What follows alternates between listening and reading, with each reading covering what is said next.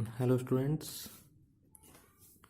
Today topic is disk scheduling. Last class में हमने CPU scheduling discuss किया था और उसके कुछ एग्जांपल्स आज हम डिस्कस करेंगे। Disk scheduling is done by operating systems to schedule input output requests arriving for the disk. Disk scheduling में हम शेड्यूल करते हैं रिक्वेस्ट को जो इनपुट आउटपुट से आती हैं डिस्क के लिए। Disk scheduling is also known as input output scheduling. Disk scheduling को हम इनपुट आउटपुट शेड्यूलिंग भी बोलते हैं। Disk scheduling is important because multiple input output request में arrive by different processes and only one input output request can be served at a time by the disk controller.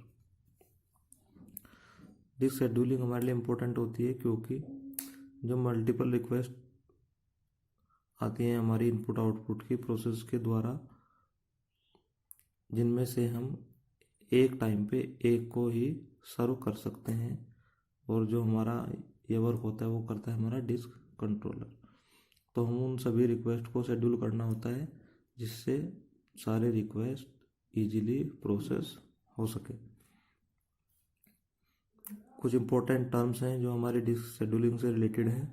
तो सबसे पहला हमारा seek time. Seek time is the time taken in locating the disk arm to a specified track where the data is to be read और write. Seek time वह time होता है जो हमारा डिस्क आर्म को स्पेसिफाइड ट्रैक पर ले जाता है जहाँ से हमें डाटा रीड और राइट करना होता है। So the disk scheduling algorithm that gives minimum average seek time is better.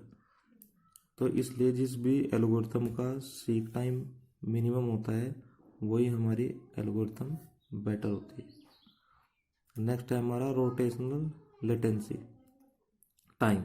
It is the time taken by the desired sector to rotate itself to the position from where it can access the read write head. यह वह time होता है जो हमारा desired sector खुद को अपने rotate करता है अपनी पोजीशन से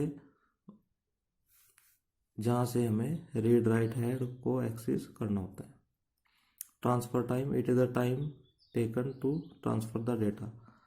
यह वह टाइम होता है जो डेटा ट्रांसफ़र पे डिपेंड करता है कि किसका कितना बिट रेट होता है, किसकी कितना ट्रांसफ़र रेट होता है।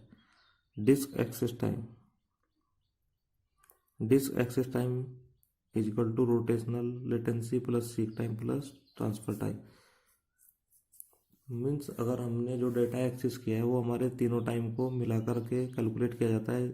Rotational latency time plus seek time plus transfer time. Disk response time. It is the average of time spent by each request waiting for the input output operation. ये वो time होता है जो disc को access करने में लिया जाता है और हमारा जब तक डाटा एक्सेस होता है।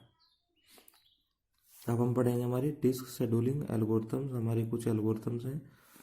पहली हमारी FCFS scheduling algorithm, SSTF shortest seek time first algorithm, scan C scan look C look. तो first one is FCFS scheduling algorithm. नाम से हमें क्लियर हो रहा है, first come first serve scheduling algorithm. It is the simplest disk scheduling algorithm. It serve the input output request in the order in which they arrive. ये उसी क्रम में रिक्वेस्ट को एक्सेस करती है जिस क्रम में वो आते हैं। इसको हम एग्जांपल से समझते हैं।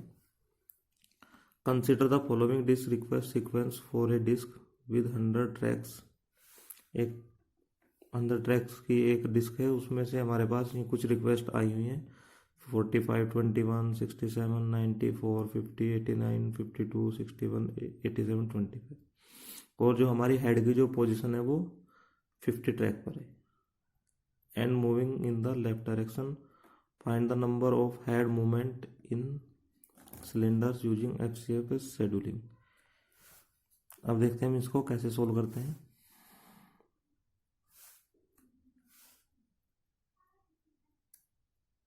तो ये हमारी है हमारी 0 से 100 ट्रैक दिया हुआ है और उसके बीच में हमने सारी रिक्वेस्ट लिखी हुई है और हमें कहा कि हमें लेफ्ट में मूव करना है। तो देखो सबसे पहले हमारी जो रिक्वेस्ट है वो हमारी सबसे पहले हमारी आई थी 45, जो हमारी हेड की जो पोजीशन है वो हमारी 50 पे। तो 50 से हमें लेफ्ट पे जाना है तो सबसे पहले 45 पे जाएंगे। फिर नेक्स्ट रिक्वेस्ट आई थी हमारी, हमारा जो अब हेड पोजीशन है वो भी 45 और हमें जाना है अब किस पे 21 पे। तो फिर हम यहाँ से यहाँ मूव करेंगे। फिर उसके बाद 21 से 67, फिर 90, फिर 4, क्योंकि जिस सीक्वेंस में हमारी रिक्वेस्ट आई थी हमें उसी सीक्वेंस में इनको एक्सेस करना पड़ेगा और हमने जितनी भी हमारी रिक्वेस्ट है सबको ऐसे एक्सेस किया है। तो अब देखना हमें टोटल हेड मूवमेंट, टोटल हमारा हेड मूवमेंट कितना हुआ। तो 50 से 45 पे गए तो 50 माइनस 45 हो गया हमारा 5। फिर 45 से 21 पे गए तो इसमें से इसको माइनस करेंगे तो यहाँ से यहाँ तक का हेड मूवमेंट आएगा। फिर यहाँ से यहाँ पहुँचे तो इसमें से इसको माइनस करेंगे तो हेड मूवमेंट आएगा। उसके अकॉर्डिंग सारा हमने सोल्व किया हुआ है। सो देखो इसे 50 माइनस 45 किया तो हमारा आया हेड मूवमेंट 5 का। फिर 45 से हम 21 पर गए तो 45 माइनस 21 तो हमारा टोटल हेड मूवमेंट हुआ 24। इसी तरीके से जितनी भी हमारी रिक्वेस्ट थी हमने सबको एक्सेस किया और सबका हमने हेड मूवमेंट कैलकुलेट किया। तो इतना हमारा सारा आया तो हमने सबको ऐड किया तो टोटल हेड मूवमेंट हुआ हमारा 376। ओके स्टूडेंट्स, तो अगर कोई ऐसे आती है और FCFS से कहा जाता है करने के लिए तो हम उसको ऐसे प्रोसेस करेंगे। अब दूसरी एल्गोरिथम हमारी SSTF, sorted seek time first, means जिसका जिस जिस मीन्स अगर हमारा हेड पोजीशन 50 है और हमारी रिक्वेस्ट आई हुई है, जैसे एक 90 है हमारे पास और एक 21 है या 40 है, तो हमारा जो 50 पे हमारा हेड पोजीशन है और हमें 40 पे जाएंगे या हम 90 पे जाएंगे। अगर 90 पे जाएंगे तो हमारा हेड मूवमेंट आएगा 40 का, क्योंकि 90 माइनस 50 तो हमारा हेड मूवमेंट होगा 40 का। और 50 से अगर 40 पे जाएंगे तो 40 और 50 के बीच का जो हेड मूवमेंट होगा वो 10 का होगा। तो हम शॉर्टेस्ट को देखते हैं। तो हम अगर हमारे पास बहुत सारी रिक्वेस्ट है और जहाँ से सबसे कम हेड मूवमेंट होगा हम सबसे पहले उस रिक्वेस्ट को एक्सेस करेंगे। आइए हम एग्जांपल में देखते हैं। हमारे पास कुछ रिक्वेस्ट आई हुई है 45, 21, 90 और हमारा 100 का ट्रैक और हमारा जो हेड पोजीशन है वो 50 पे।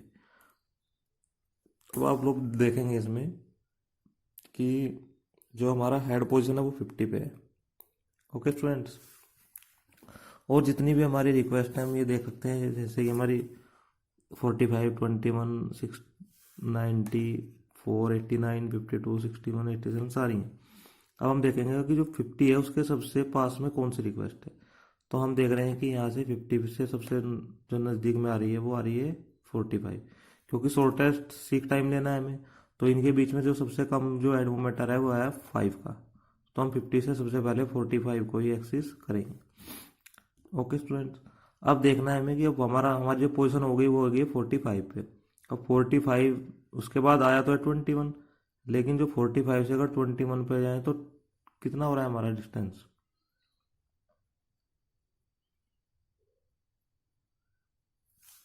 तो अगर देख रहे हैं तो इसका डिस्टेंस हो रहा है हमारा 24, जबकि अगर हम 45 से 52 पे जाएं तो हमारा डिस्टेंस हो रहा है ओनली 7। तो हम 21 को एक्सेस ना करते हुए सबसे पहले एक्सेस करेंगे किसको, 52 को। फिर 52 क्या सबसे पास में कौन सी आ रही है, देखो यहाँ से इसके आ रहे हैं 61, फिर 61 पे जाएंगे और ऐसे देखेंगे कि किसका हमारा सबसे कम है। और जब इधर से जाते हुए सबसे लास्ट में 90 को एक्सेस किया, फिर 90 के बाद में जो बची हुई है फिर उनको देखेंगे। तो मीन्स हमें सब चेक करना क्या है कि अगर जो हमारी हेड पोजीशन है और जो जितनी भी रिमेनिंग रिक्वेस्ट हैं उनमें से जो सबसे क्लोज रिक्वेस्ट है उसी को हम पहले एक्सेस करेंगे और उसी के अकॉर्डिंग हम हेड मूवमेंट कैलकुलेट करेंगे। तो देखो 50 माइनस 45, फिर 45 और 52 पे का 52 माइनस 45 7 और 62 माइनस 52 9।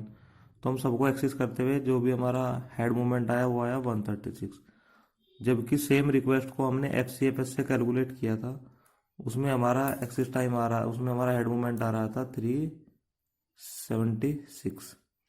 तो जो ये एल्गोरिथम है सॉर्टेड 6 टाइम फर्स्ट, ये इससे बहुत ज़्यादा बेटर है, क्योंकि इसका जो हमारा हेड मूवमेंट आया सेम रिक्वेस्ट पे वो आया था 136, और जो हमारी एफसीएस थी उससे आ रहा था हमारा 376। तो स्टूडेंट्स बाकी की जो एल्गोरिथम है उसको हम नेक्स्ट वीडियो में डिस्कस करेंगे। होप सभी को दोनों एग्जांपल अच्छे से समझ में आए होंगे। एक बार आप लोग खुद से प्रैक्टिस करेंगे और इसके नोट्स मैं आप लोगों को भेज दूंगा, आप उससे एक बार खुद से भी इनको रीड आउट कर लेंगे। Thank you.